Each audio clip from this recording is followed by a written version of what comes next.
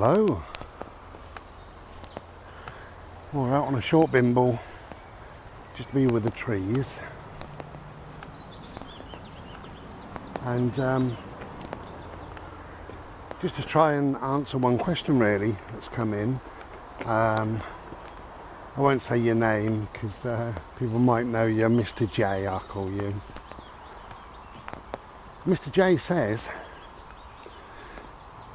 how am I doing on a mental level? How am I coping mentally? I think that's how he worded it. How are you coping mentally, knowing what's happening, what you've got to go through, etc., etc. He said, I'd be interested to know, and I'm sure others will, in case anybody goes through it sometime in the future, which is, yeah, you know, that's perfectly valid. How am I coping mentally? Not very well at times, and really, really well at other times, to be quite honest with you. I tend to deliberate, and I tend to go down some sort of a rabbit hole sometimes, and it gets full of worry and confusion and everything else. So what I do, I bring myself to the facts. I say, hang on, what are the facts? Because I get, you know, I go to this place and it gets worse and worse and worse, and I'm feeling bloody dreadful, feeling awful, and I think, hang on, stop. Right, what are the facts? What do I know? I don't know any of this, what I've just been thinking about. So, to bring yourself to the fact of the matter, what is the fact? What do I actually know? Not what I think I know, but what do I actually know? That's what I really try and do that. Where's my dog? Bird! Oh, there you are. Hello, my love. Hello, my love.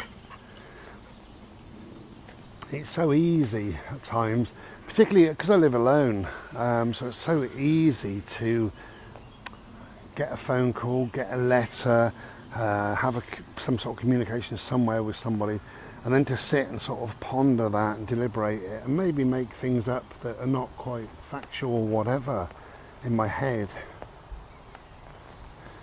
Oh, talking of which, obviously I'm not very well, you know, but I am doing pretty well. But I do get annoyed, and I get kind of exasperated, I suppose, at certain things. Just this morning, went on to my my YouTube, and there was a comment. And I don't think this guy was meaning it in a bad way, but maybe he was. I sort of read it as a bit accusatory, you know, but maybe it wasn't. So that's probably more me than him. But he said, wait a minute, in your last video you said you had 10 to 14 days before an operation. Now you're saying you've got 10 to 14 days before a letter. What gives?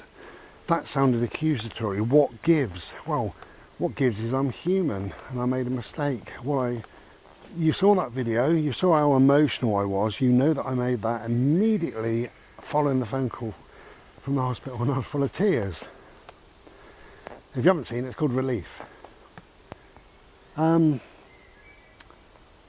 I just threw the stuff out there, threw the words out there, and rather than saying, I mean, I think it's fairly obvious, and clearly I got no other comments apart from this one, so I think everybody else understood it. But that's fine, some people need clarification in life all the time. But what I meant to say in that teary video called Relief was, they're going to write to me in 10 to 14 days with an appointment for an operation. But instead of that, I said, they're going to write to me with an operation in 10 to 14 days. So I just said my words wrong, but I was full of tears, I was full of everything, bloody state of me. Now, that's kind of annoying to me because I think that's fairly obvious, don't you? Well, yes, you do, because you haven't asked me for clarification. What gives? Well, what gives is I'm a human being. That's what gives. And I make mistakes. At the moment, I'm not a very well human being. And life is a bit difficult at times. But I do the best I can do. So, yeah, I get annoyed, I suppose. That's part of my mental health, isn't it? Especially over something that I just think is common sense. I mean, I clarified it in the following video. The video I sat on the sofa with little bodes, and I clarified it in that video. I said the hospital are going to write to me in 10 to 14 days, and then they'll give me a date, I presume, for an operation. You know, and I don't know exactly what's going on. How I feel at times is like a little lost boy. I do. I feel lost. I feel that the surgeon and the hospital administration and the doctors and all the medical experts and what have you are kind of taking control of my life, and they're gonna come here, do this on this time, this date, we're doing this to you. There's an operation, you know, come in and we're going to do this, and you're going to have this sedative, and you know, we're going to cut you about. And I feel lost. I feel like I've lost control. That's how I really feel. And I'm worried about it as well. As much as I pretend I'm not. Little tiny, tiny bluebells. I don't know if you can see them. I'm not bending down.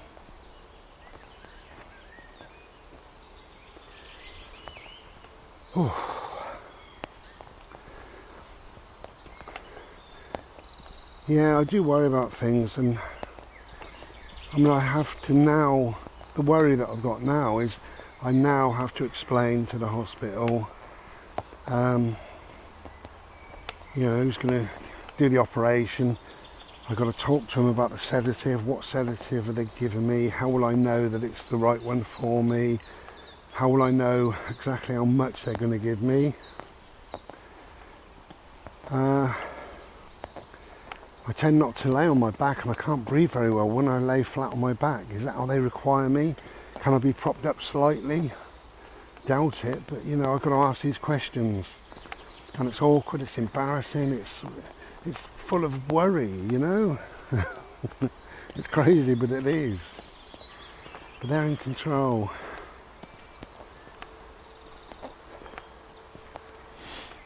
So,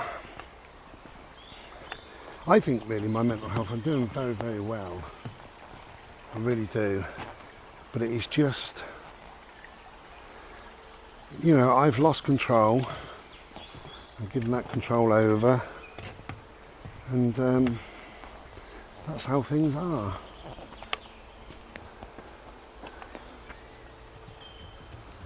Hello. Right, I'm going to go that way, but go this way for a second just to show you some of these little bluebells, because they're looking rather glorious. There we go.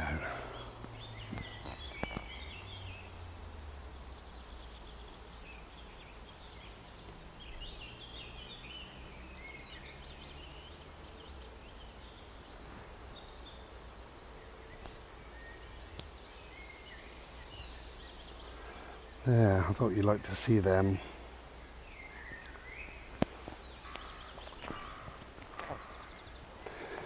As I keep saying, really I'm doing okay. I'm doing surprisingly well, I think.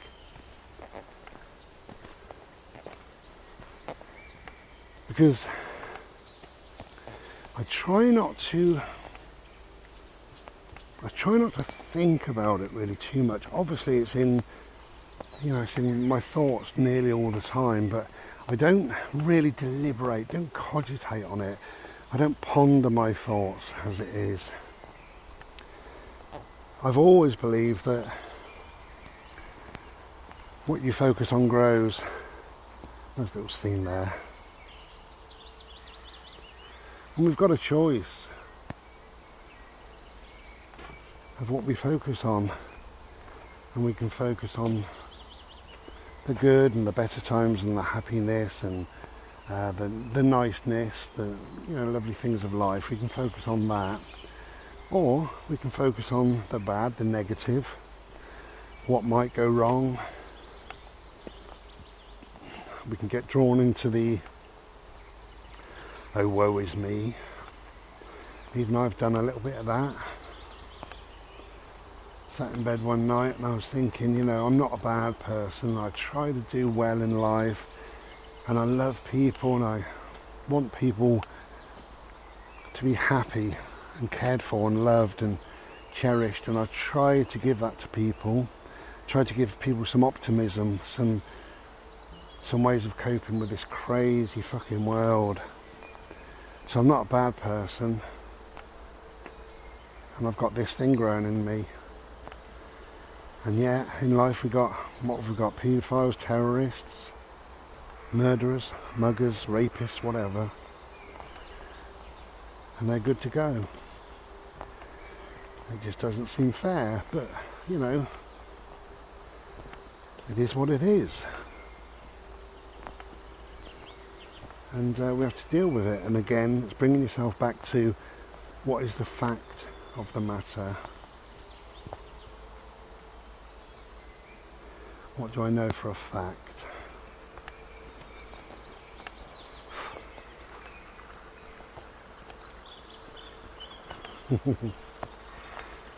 Hey Bode, are you okay there? You seem to be running around. Bless him. Life is good and it gets better. Just seeing these trees just bimbling around is good, You do whatever you can do. Come on, my little friends.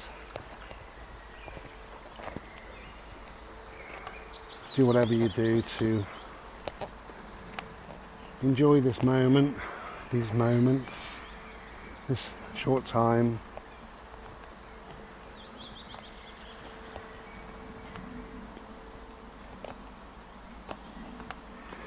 So, if we're going back to the mental health issue, I do try to live in the now as much as possible. And right now, obviously because we're making this video it's different, but if I turn this camera off, I'm in the woods. The weather's okay. I'm feeling reasonably well today, which is good. Feeling quite happy. That's the now. And I can live with that. That's really good. A little bit later on today, it's going to be a good day. I watched my friend Sandy, he's called Wiltshire Man. I watched him cook a bloody great big steak. And I've been salivating ever since. So I posted 5 pieces of art today, and went into the shop opposite and I bought myself a great big steak. So I'm really looking forward to having that tonight. I've got some big thick cut chips. I've got some eggs, got some beans, got some mushrooms, got some onions as well. So I'm going to do a bit of a feast tonight because I feel hungry. And that's a good sign. And again, with your mental health, if you look out for all the good rather than all the negative, and as I say, what you focus on grows, so what you feed grows as well. Don't feed the fear, feed the good. I really enjoyed watching Sandy's video, really enjoyed it, and I thought, well, I'm going to do the same. I mean, he was camping, but I'm not going to be camping, but I'm going to be noshing. Thanks, Sandy. Bless you, mate. But it's important to remember that what you focus on grows. So if you focus on the bad, the negative, the what ifs, the upset, the anguish, the turmoil, which actually I've got all of that. I've got anxiety, I've got the anguish, I've got the turmoil, I've got the worry, I've got the fear of the operation and of the bloody anaesthetic, of laying down, of just going into hospital, of wearing a mask. I've got all of that. And I've got to go through all of that for them to cut this fucking thing out of me. you know.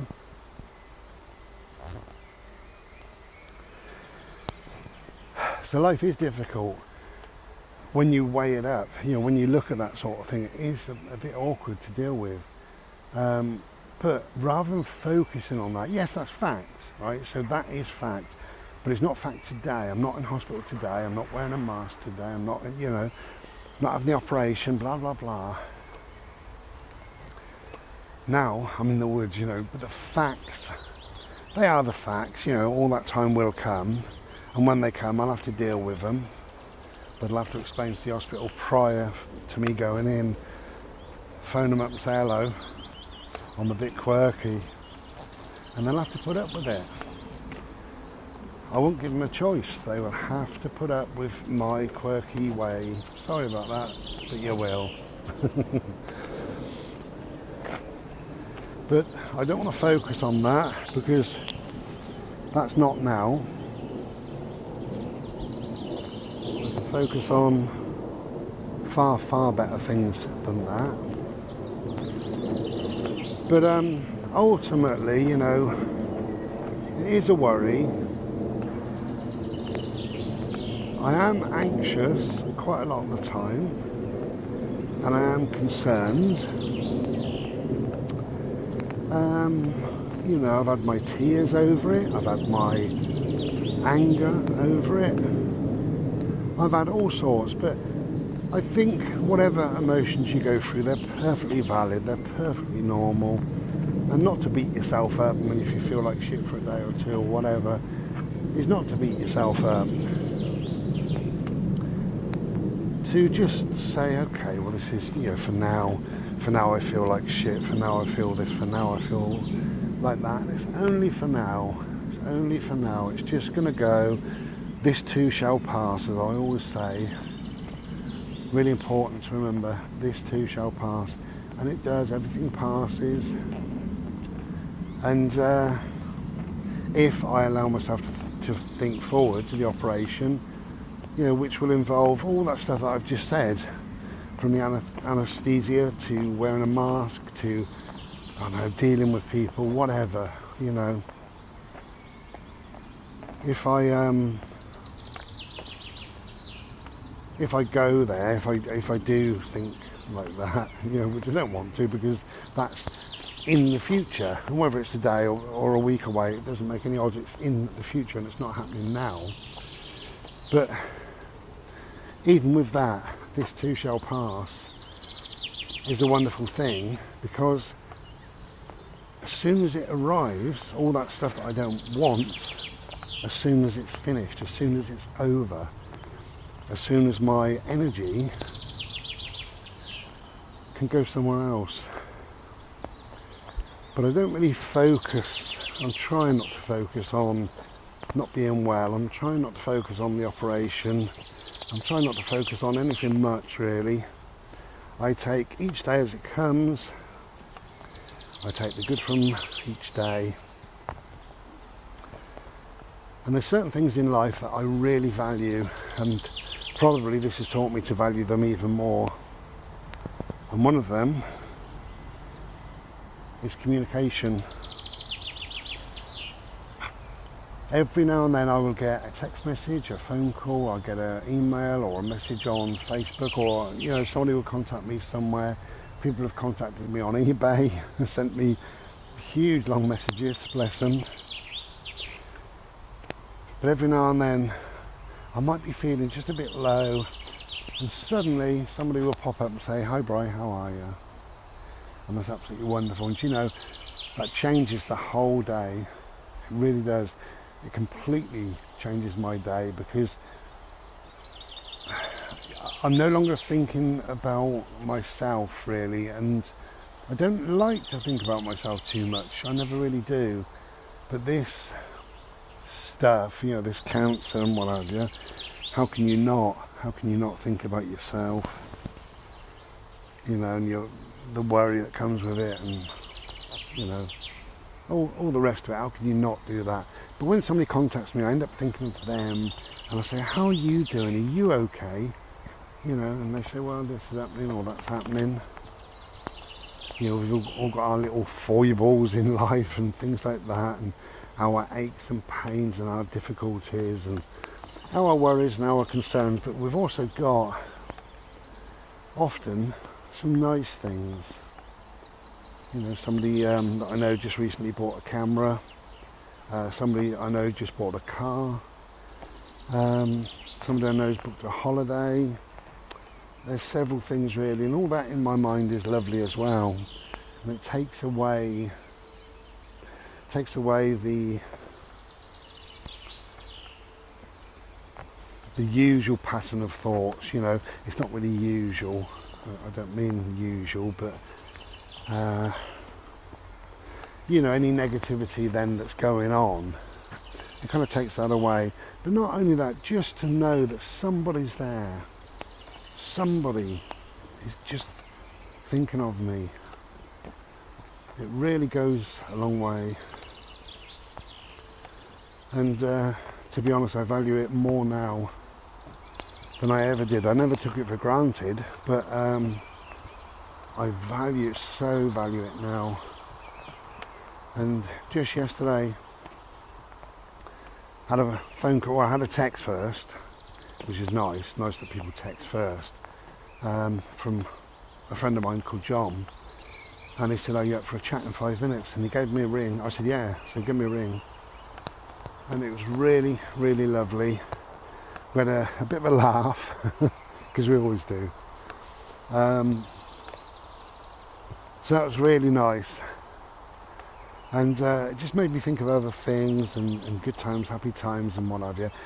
And you know, the conversation just left me feeling loved and cared for, but it made me feel, I don't know, it made me feel just happy.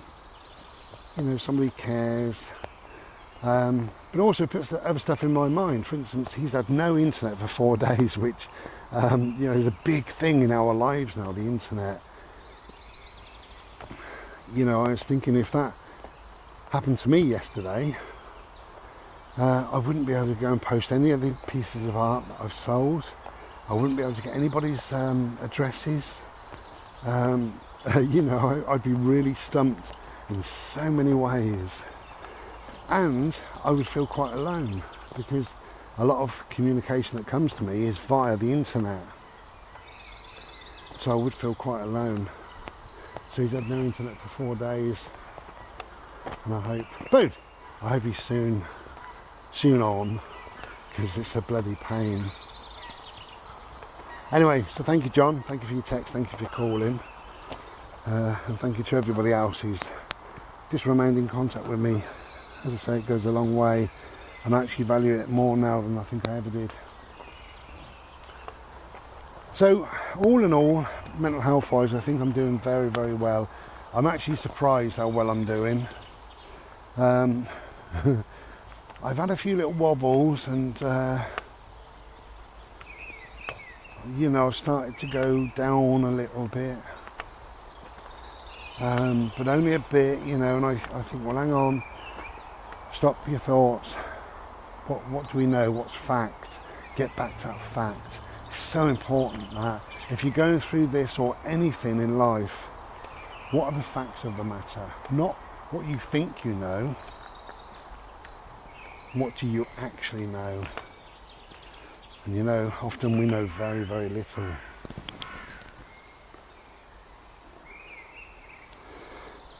But right at the start, I said I feel like a little lost boy, and I do in some respects. It's quite weird. I've always been in control, you know, of my life. Where I go, when I go, who I see, whatever. It's my life, my rules, and it's my body. And it just feels like somebody else has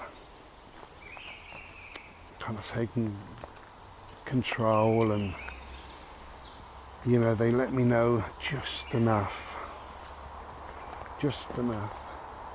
And sometimes, and they're wrong at doing this, but they give you just enough information to worry you. Just enough.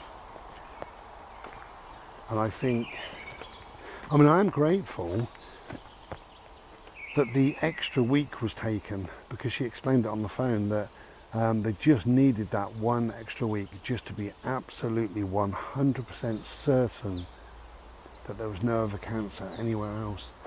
Because had they not have taken that week, they could have told me all sorts.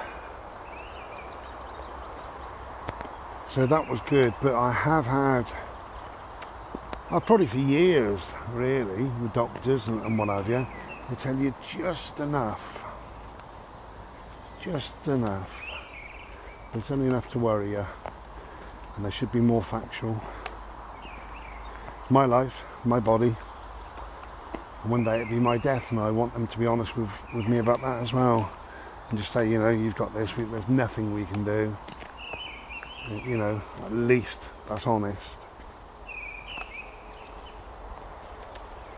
Anyway, I'll end this now. So all in all, I am doing well. I'm doing very well, really. So that's all about my mental health. Physical health, I'm still doing very well, I think. I have a pain. It's not even a pain. I have an ache in my very low stomach. You know, kind of where the pubic bone is, very, very low down. But that's all to do with the cancer, obviously, it must be. And that's there all the time. If I do too much, that dull ache becomes a pain. And if I carry on doing too much, that pain becomes a real pain. So I don't do a lot. I'm still sleeping a lot, as you know. Get quite breathless and just tired, really. I am so tired, and I want this to be over. I really do. And it will be, and I know it will be. It's so quick as well. When you think that they discovered something, and I went in to have that MRI, and they found something, and I had that sigmoid endoscopy. It was only on the 21st of April. Which is no time, is it, eh? No time at all. I'll turn this off for a sec.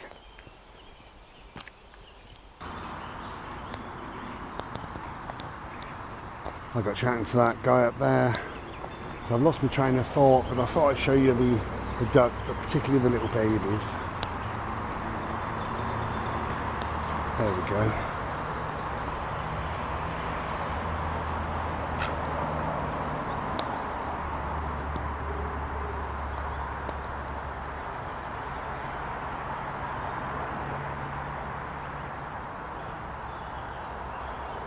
What a beautiful, serene view that is. Beautiful. Yeah, so I was talking about my physical health really. So I have this dull ache, and that is what it is, you know. And apart from feeling very, very tired, I feel very lucky. Honestly, if that's all I've got nothing to moan about. I really have got nothing to moan about, you know, physically at all. And I've got nothing to moan about mentally either, you know. I've coped very well, I believe, and I will continue. But I think mostly I feel very lucky. I feel that I've had a lucky escape. And I really mean that, because I must admit, that was a long week. Oh yeah, I was getting back to time, wasn't I? I'll tell you about that in a minute. It was a long week, that Friday to Friday. And I'm aware that they could have said anything in that phone call. And what they said was, you know, good news. Good news. You know, we've had a good look around you, absolutely fine. Good news, don't worry. Well, they didn't say absolutely fine, but you know what I mean. So I feel very, very lucky. I really do feel lucky. So yeah, I was on about time. It was only on the 21st that I went in, 21st of April for that endoscopy. It's only a couple of weeks away, isn't it, when you think about it. Look at that.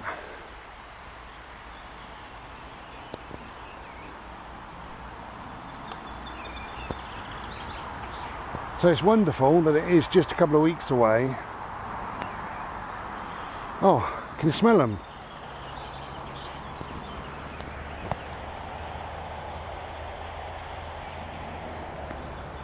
Glorious, that tells you. But